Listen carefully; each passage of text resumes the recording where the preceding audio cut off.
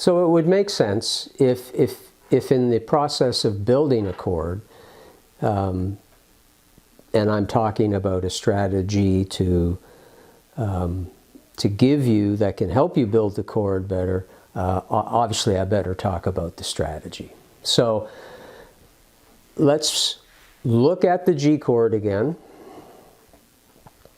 And the typical approach would be to put the fingers down as you see it, and I can show you some close-ups here as we go along, to put the fingers down as you see it.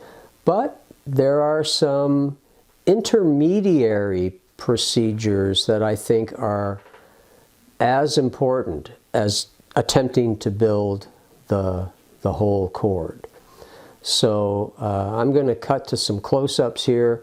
I'll keep talking and I'll show you what I'm talking about when we get back. Okay, here I am with my guitar in a better place for you to observe this strategy. Here's the goal. Just watch. Boom. Right? If I took my hand away, right, it's kind of has a shape unto itself, such that I could just bring it back and put it right back on.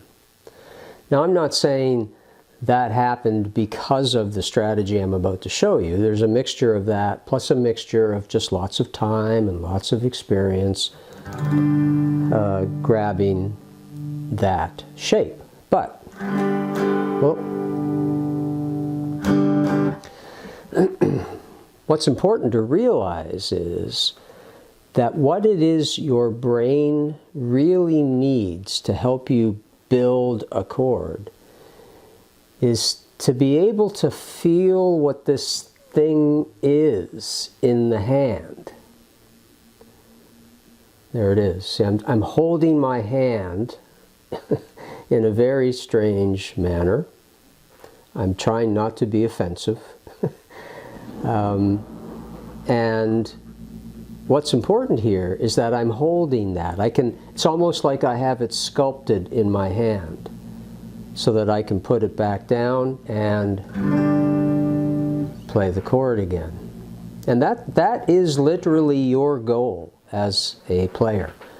You have to be able to grab chords as a whole, no matter what they are.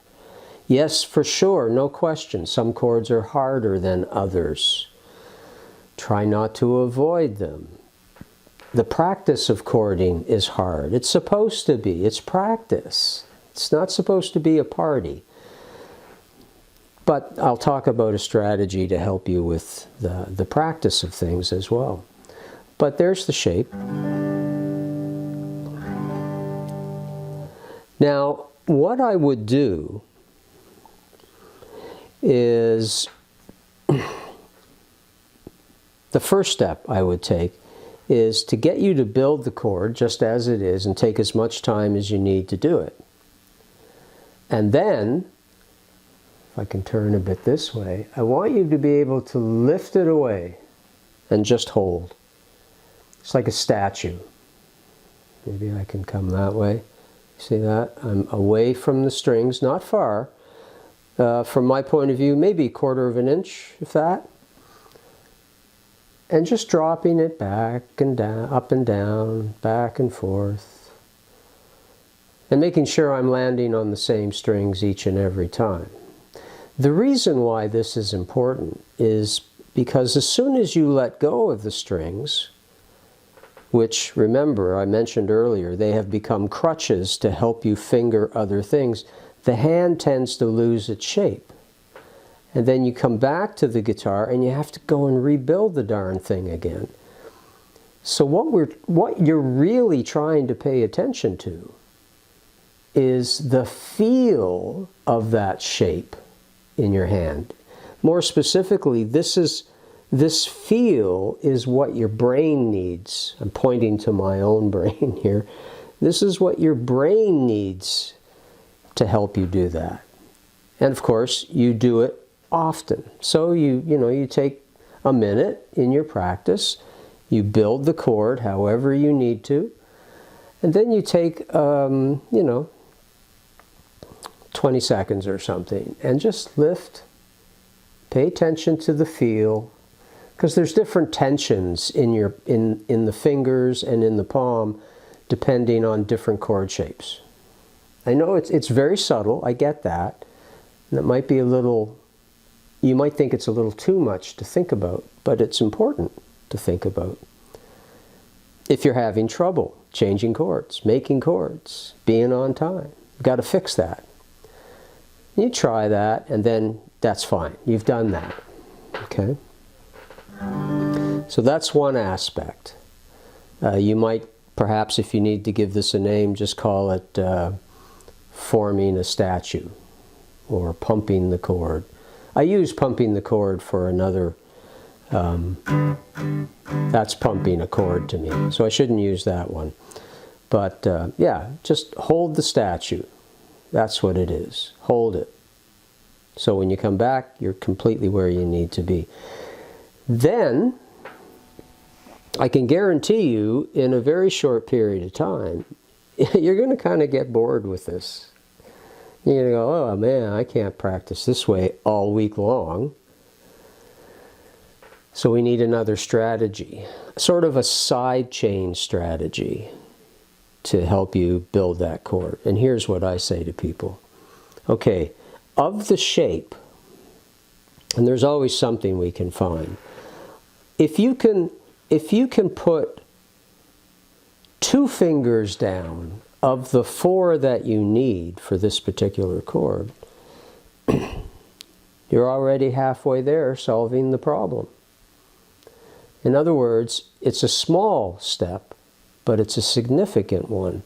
And what I usually suggest, of course, would be to have these 2 fingers. Train them when you bring your hand to the fretboard to come in first.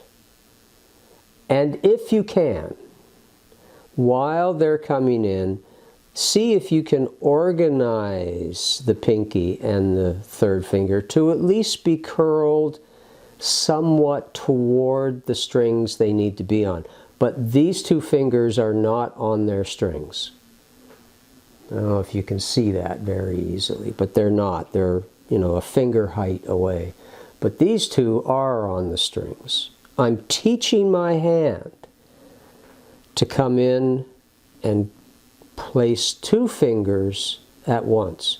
But don't have these 2 that aren't on strings flying way out in the stratosphere. It's going to make more work for you. So you don't want this. That defeats the whole purpose.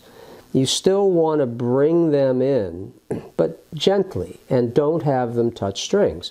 So, think of like grabbing a baseball. All right, grab the baseball. And then organize these 2 in a very general way, close to the strings they're going to be on. But you would do that a few times. And that's going to force you to have to rethink the chord, which, at least in my experience, it keeps you from getting too bored just doing all of it all the time. So you've added an extra layer by simplifying, but it forces you to rethink. And that keeps your brain engaged, and therefore you can practice a little longer. Now, can't tell you how long it'll take for you to get comfortable with 2 fingers on, but the next step might be practicing to just put these 2 on and let these 2 sit just above the strings. So maybe now it's, and these guys come up here, right? They come up as a unit.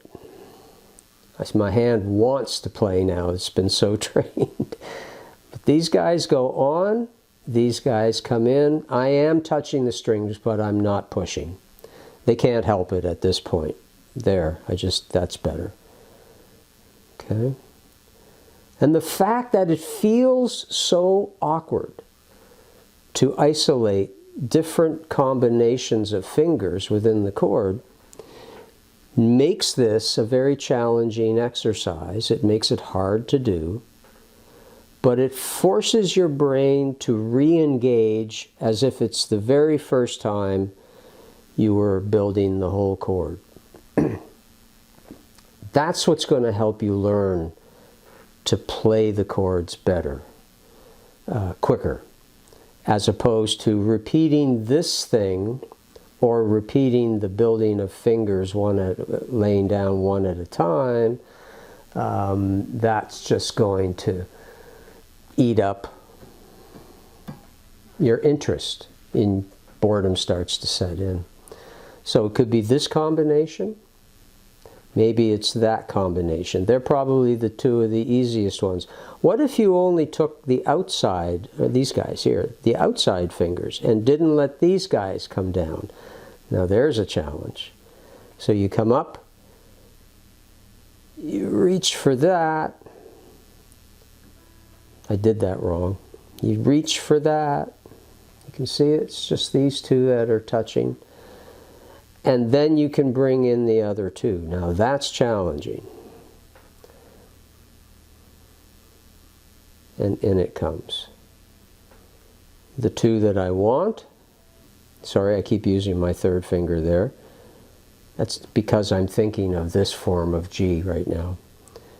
The two that I want, the two that are free, come down whenever you can do it. Or why not bring these two down at the same time and then add the other ones as necessary. Okay? By doing so, you're doing something very logical. You're breaking down the building of the whole chord, which is hard enough to get all four fingers down at once. So let's see if we can get any combination of two fingers down at once. Why stop there? See if you can get some combination of three fingers of the four. Right? We need four fingers for this particular form of G. So I might then say, well, I'll go and grab those three. This finger's on the second string, not the first string. So I'm going to start grabbing that. I'm going to see if I can train my hand to grab that and then add my pinky. See, what you're doing here is you're breaking apart the strategy of building a chord into smaller bits, and you'd be surprised how much more challenging the smaller bits are than the whole chord itself. But it's the information that your brain needs in order to really learn the shape of the chord. And maybe then it's this combination of three fingers, and then this one comes down. I mean, you can decide this all yourself, whatever it is you think you need. Okay? 3, 1, 3, 1. Maybe it's 1, 2, 3, 1. Maybe it's 2 and then 2. Maybe it's 2 here and then 2 there. Maybe you shake it out, you come back, you try the chord again. You look for the outside strings versus the inside ones. Any combination that you can come up with is going to be a good strategy to help you build the chord. Now, I should say that this is in direct conflict with the way most people are taught to learn anything, which is, there's the thing you're trying to learn, so just keep repeating the thing you're trying to learn. This is called block learning, block training. Excuse me. And you might spend 5 minutes just working on getting that, right? And you may actually experience a degree of fluidity from it eventually. And you'll feel good at the end of your session. But how many times have I heard people say, and then I got up the next day and I came to build the chord, and I feel like I lost 90% of my ability to build it like I did the day before. This is a very common experience when you do block training. So I'm not recommending that. What we're doing here is, this is the goal, but we're breaking it down into smaller little chunks that we can stick in between, so to speak, as the training unfolds to get to the bigger goal. So for 10 or 15 seconds, you're going to do that, and then put these guys down, and then some other combination, this and then that, and then maybe these two and then those two, and then maybe try the whole chord again, and then maybe try these two and then these two. You can see that we're breaking it completely apart so that ultimately we get this. But we're mixing it into the broken bits. Once in a while you just come back and test that out again. Okay? That's referred to as interleaving. You're sticking related skills in between the construction of the bigger skill more frequently. And what the value of that is that it constantly tests and tasks your brain to have to continually rethink how things are done. It's hard. There's no question. It's supposed to be hard. It's practice. But the benefits far outweigh the difficulty of getting this to work. And the beauty is, if you only had 15 minutes of time to practice one or two chords, you can use this strategy to get your brain more and more and more familiar with that shape by breaking the shape up into some related sections. I hope that makes sense to you. And chord charts don't communicate that to you. They're just a generalized starting point to get things underway. Your goal when learning to make a chord is not just to look at a chart and then put your fingers down according to the chart. That's not the goal. It's one step in a much longer process. Ultimately, the goal is to get your fingers to come down at once. Just like the piano players do. That's how it's done. And if that discussion is not happening, either within your own mind or between you and your teacher, then all I can say is go find yourself another teacher, or ask that teacher to break this process down even more. Because the way you practice, you've heard this before, the way you practice is the way that you end up playing. Guitarists are very well known for practicing long and hard, but practicing inappropriately. But they don't know they're doing it inappropriately. So they're sort of self-sabotaging the whole process, and they wonder, why is it months later I can't do this? It's obvious. You taught yourself to do it that way. Okay? So chord charts are good, but they're bad.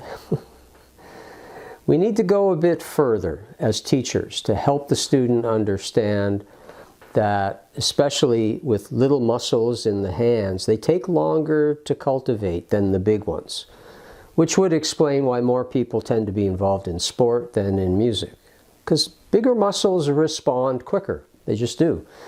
The fine motor control required in the hand for musical instrument playing takes much longer to cultivate. We better make sure we're cultivating it the right way so that little nasty bad habits don't sneak in. In the next session, we're going to take that information and apply it to changing from one chord to the other, the next big hurdle that students experience in their learning to play guitar. So I hope to see you then. If you found this video helpful in terms of chord strategy for building chords, I would invite you to come and check out the Strum Hub membership site. where we will be and are digging into this material very deeply to help students make sure they stay on the right track of learning and don't get pushed astray by bad habits and such like that. You'll find the link below. I've also included a link to a wonderful paper put out by a website, an education website called Musical U, that's like Musical University, where they talk a bit more in depth about what I was here in terms of how we practice and how we learn. And I would invite you to go and check out that link as well. And if you're inclined, read through the article. I think you'll find it very informative. Anyway, I hope that helps. Steve Dempster from Guitar Evolutions. See you in the next video. Bye.